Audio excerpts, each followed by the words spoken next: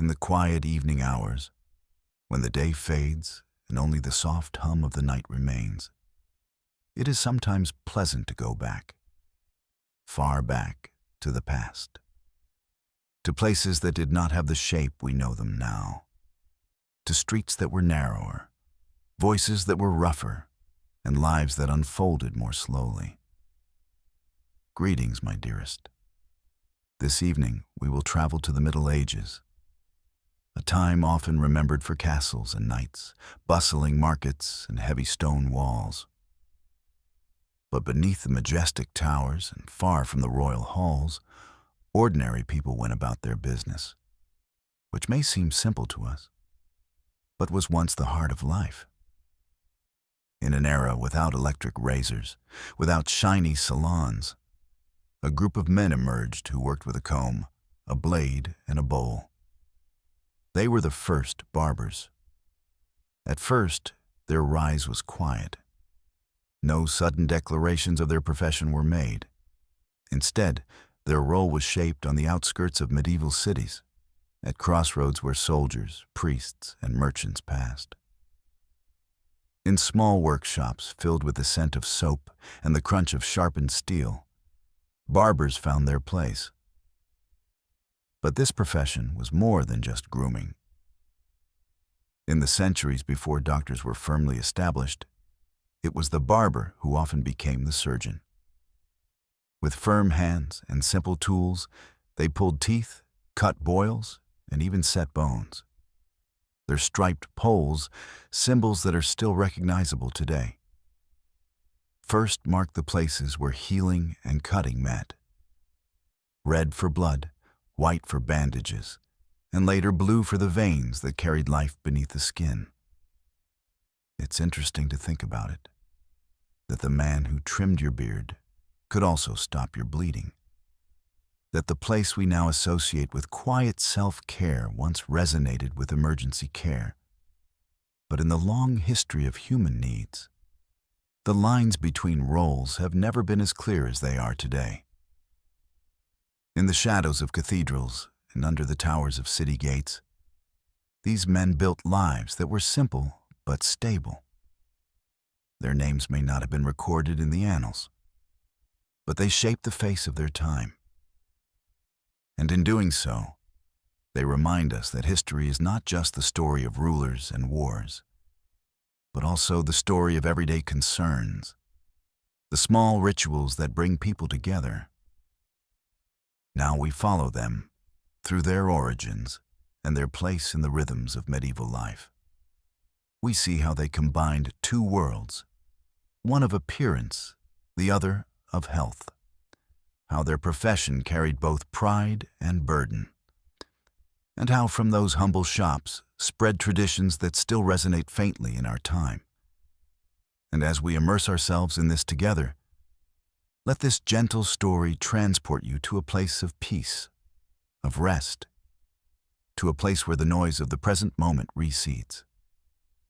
And before we begin, a gentle reminder: if you find peace in these quiet journeys through forgotten times, I invite you to support this journey further. Don't forget to subscribe so that each new story can easily find its way to you. Leave a like if this slow unfolding of history soothes your evening. And share your thoughts in the comments so that this little circle of peace can grow, one listener at a time. The sun has not yet risen over the rooftops of the small medieval village. A pale bluish light hangs over the world, slowly growing, like a quiet breath drawn in before day begins. Somewhere near the market square, a rooster gives a half-hearted call, still drowsy from the night. Wooden shutters creak open as warm smoke begins to curl from stone chimneys, drifting lazily into the morning mist. In the heart of this quiet village, nestled between the blacksmith's forge and the baker's humble hut, sits a small workshop with a striped pole out front. Faded red and white, spiraling like a peppermint cane. This is the shop of Godfrey, the village's barber surgeon. A man of many trades, he tends not only to hair, but to health in ways that blur the lines between grooming and healing. Inside the shop, light seeps in through oiled parchment windows. Dust motes float gently in the still air. The room is filled with curious instruments: wooden bowls, metal tongs, flasks of vinegar, linen strips carefully folded. A faint smell of rosemary and old iron lingers. Godfrey moves slowly this morning. His hands, though calloused, are careful as he sets out his tools. He warms a basin of water over the hearth, dips a cloth, and cleans his blades. One is curved for shaving. Another, small and sharp, is used to lance boils. In the corner stands a modest chair with arms, its surface smoothed by years of patient visits. It will soon seat farmers, laborers, perhaps even a traveling merchant, each seeking comfort, not only in appearance, but in body and spirit. As the first knock comes at the door, Godfrey sighs, not out of frustration, but ritual. A new day has begun. Godfrey greets his first client with a gentle nod. The man, Thomas, a cooper, settles into the chair. He has come for a shave, but his eyes hint at deeper discomfort. As Godfrey prepares his blade, he hums softly, a slow, tuneless murmur. He lathers soap, thick and fragrant, and applies it to Thomas's chin with a horsehair brush. The razor glides, steady and quiet, its metallic whisper barely noticeable above the crackle of the fire.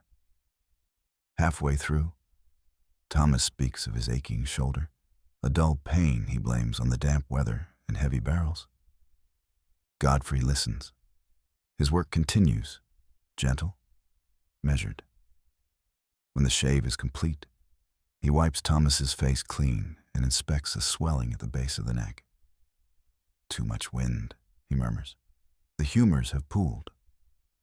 A bit of bloodletting might do you good." Thomas nods, resigned.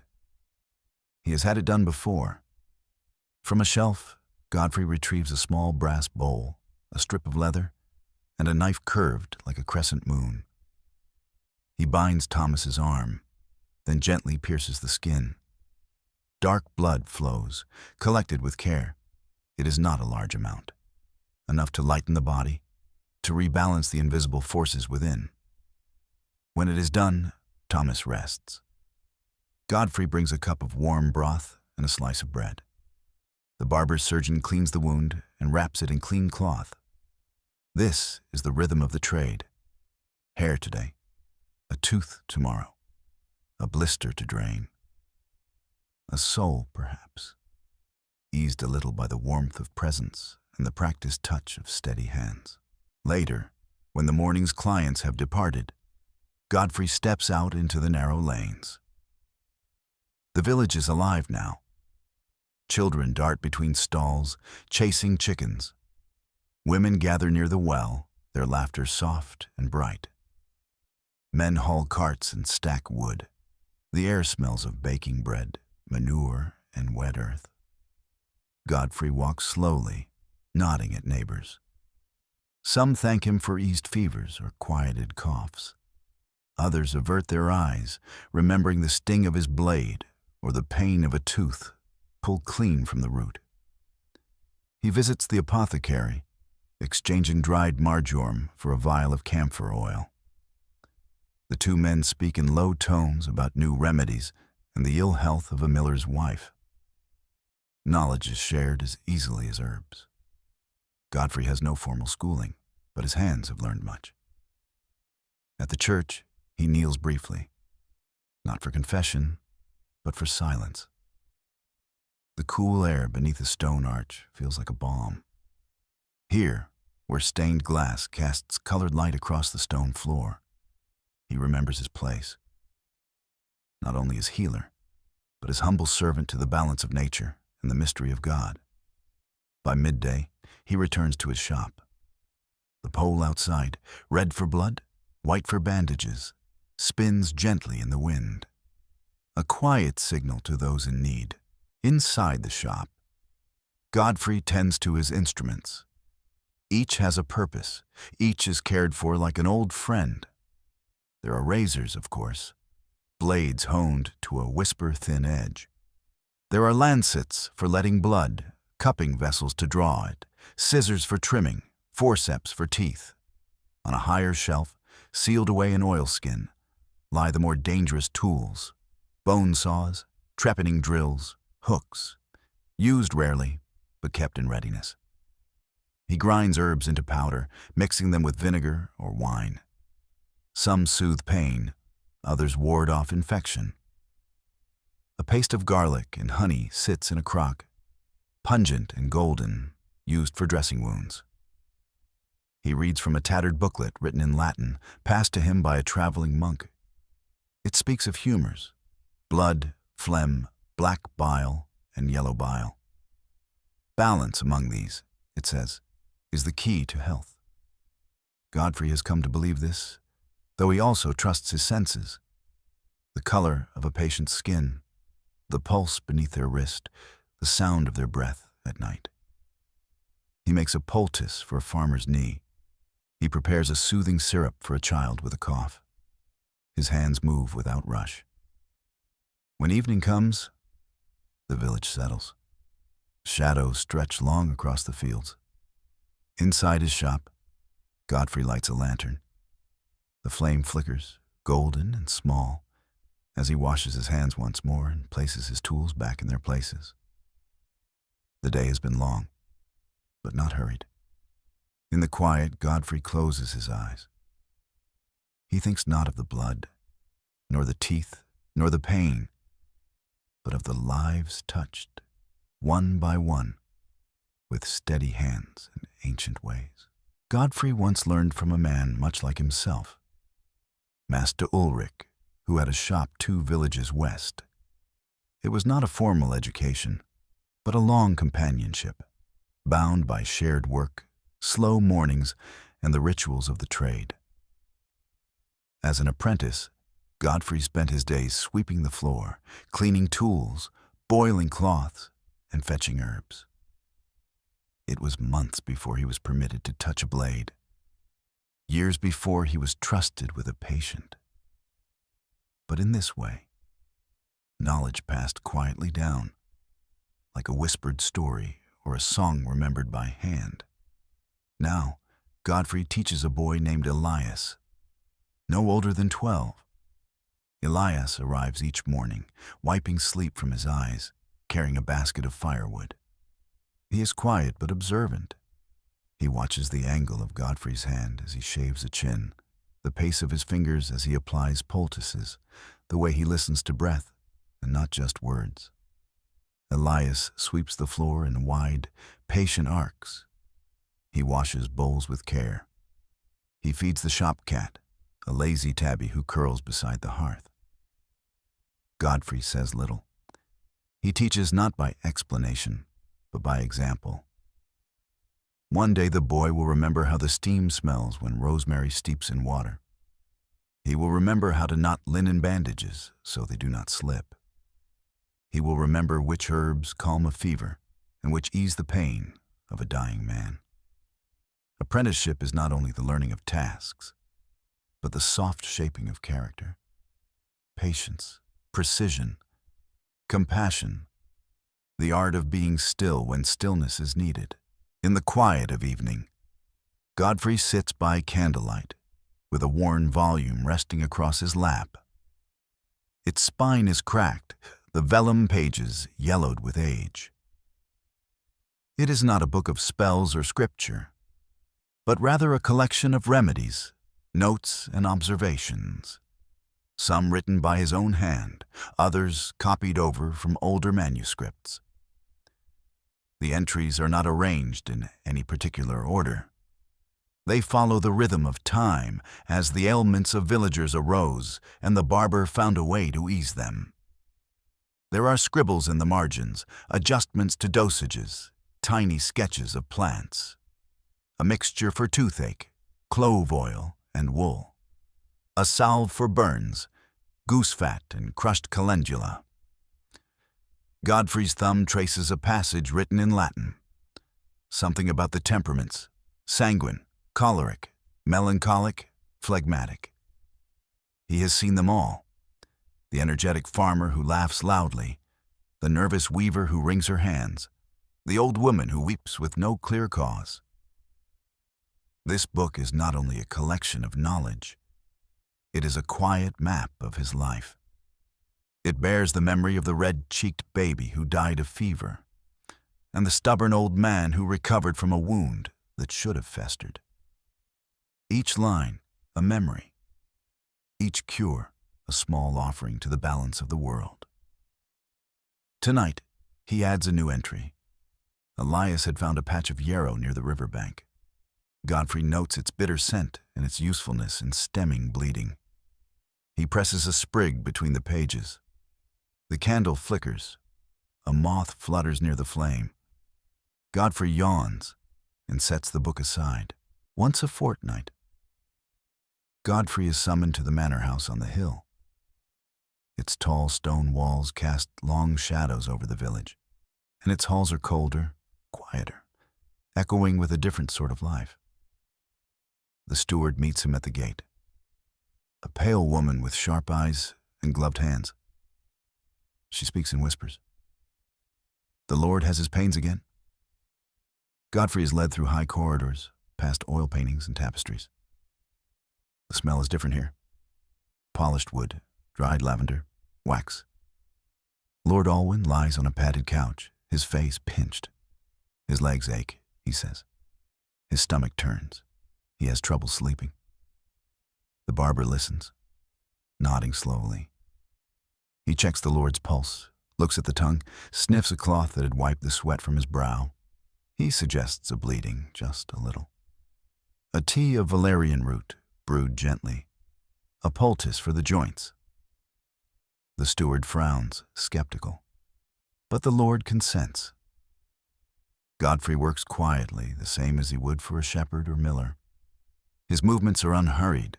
He speaks only when spoken to. When the work is done, the steward places a small pouch of coin in his hand. He bows and is shown out. The world outside the manor feels warmer, fuller. As he walks back down the hill, the village lights blink softly to life in the twilight. Chickens roost. The baker's chimney smokes again. He does not think himself lesser for being a commoner. The work is the same. The bodies are the same. Pain does not recognize rank. There are days when the entire village seems to hold its breath. When word spreads that someone is ill, not with a cough or a sore tooth, but with something darker. A fever that will not break. Spots on the skin. Breath that rattles like dry leaves. In those times, Godfrey works without rest. He does not shave nor eat much. He moves from house to house, bringing oils, cloths, herbs, and warm broth. He offers not certainty, but presence. The sick room is often dim. Candles burn too low. The smell of vinegar and sweat. Mothers cry softly. Children sleep uneasily. He sits by the bedside and listens. Sometimes he speaks to the fevered, even if they cannot respond. He tries what he can. He bleeds, if it might relieve pressure. He lays cool cloths across burning brows. He burns sage to cleanse the air. He instructs family to boil linens, to open shutters, to sing softly. Sometimes they recover, sometimes not. When they die, Godfrey helps prepare the body. He closes the eyes with his fingers. He combs the hair. He wraps the limbs in clean cloth. It is not a priest's duty alone. It is the barber's work too, to care for the body in all its stages. And when the village gathers to bury the lost, he stands among them, cap in hand, silent and still. He does not speak of all he did. He only watches the earth close over the wooden box and lets the silence linger long after the last praw. The barber's chair is more than a seat. It is a place where stories unfold, where secrets are spoken in hushed tones, and where time slows down. Each person who sits in the worn wooden chair brings not only a body to be groomed or healed, but a life carried in expressions and gestures. Farmers talk about the harvest, worried about rain. Young men speak of dreams, of marriage, of land they hope to inherit. Old women share memories of long-gone fairs and lost loves. Godfrey listens. Sometimes he nods. Occasionally, he replies. But often, his silence invites more. As the blade shaves close or the bandage is tied, the weight of words is released. He remembers a potter who once wept in the chair, not for pain, but because of loneliness. And a boy, no older than Elias, who feared growing blind. There is no rush in these moments, no hurry to diagnose or finish, only the simple act of sitting and the even simpler gift of being heard. Outside, the world may be loud with carts and animals and shouting, but within the walls of the barber's shop, there is a hush shaped by care, by rhythm, by trust. When the chair creaks beneath its next visitor, the ritual begins again. The same motions, the same stillness, the same quiet exchange between human beings, each seeking relief from something. Not all barber surgeons remain in one place. Some travel from village to village, carrying their tools in leather satchels, offering services in markets or along roads. Godfrey has met a few over the years. They come with stories of cities, of wars, of noble houses. Their instruments are fewer, more worn, yet their hands are skilled, practiced in strange wounds and hurried procedures. Once a man named Barthelm stopped by. He stayed 2 nights, sharing bread and tales by the fire. He spoke of battlefield surgery, of arrow removals and bone setting done under the sky. He had seen too much, perhaps, but he carried it quietly. Godfrey watched the way Barthelm cleaned his blades, how he looked at injuries, how he said little. But his presence calmed the frightened. They exchanged ideas, herbs, and warnings about fevers moving through the east and a new oil used to clean wounds. When Barthelm left, Elias asked if he too would one day travel. Godfrey did not answer right away. He only looked at the road outside and said, "Perhaps, but only when your heart knows how to return." The road may carry the barber away, but the work remains the same. A cut to clean, a voice to soothe, a wound to dress, whether under a thatched roof or beside a riverbank. Life in the village turns with the seasons, and so does the barber's work. In spring, more people arrive with scrapes from muddy paths, complaints of damp bones, and coughs that linger. Herbal teas are brewed daily: nettle, mint, elderflower. Summer brings heat, and with it, swelling, rashes, sun-blistered skin. The barber cuts hair short, lances boils, and mixes soothing pastes from ground herbs and cooled clay. In autumn, the air shifts. Joints ache more. Wounds are slower to heal. Godfrey burns more sage. He prepares thicker broths, adds ginger and horseradish to his remedies. Winter is quietest and most dangerous. Illness spreads in closed homes. There is less light. Godfrey visits homes with bundles of firewood, hot cloths, and remedies steeped in wine. He listens to breathing, watches over sleeping children, prepares charms of juniper and rosemary. Through it all, the barber's rhythm never truly breaks. It bends gently like a tree in wind. He moves with the seasons, not against them. He teaches Elias to pay attention. "The body listens to the year," he says. So must we. In the final hush of the day, after the last patient is gone, after the last blade is cleaned and the fire is burned low, Godfrey sits beside the hearth. The village outside is dark. The windows glow faintly from lanterns. There's no urgency now. Only the soft sounds of the shop, the ticking of the oil lamp, the shifting of wood, the low snore of the shop cat. Elias has gone home, his footsteps quiet on the frozen path. Godfrey leans back in his chair, the same chair he once sat in as an apprentice. He thinks not of his tools, nor the small coins collected in the box by the door, but of the lives he has touched. The woman who found breath again, the child whose fever broke, the man who, with a pulled tooth, found relief and smiled for the first time in days. He does not call himself wise. He does not imagine himself a savior. He is simply present, steady hands in a moving world. Outside, snow begins to fall, slow and silent. Inside, the warmth glows on the polished edge of a blade, the spine of an old remedy book, and the back of a sleeping cat. Tomorrow, the door will creak open again. Someone will enter with pain or with worry. And Godfrey, the barber surgeon, will begin the day anew, quietly, patiently, as he always has.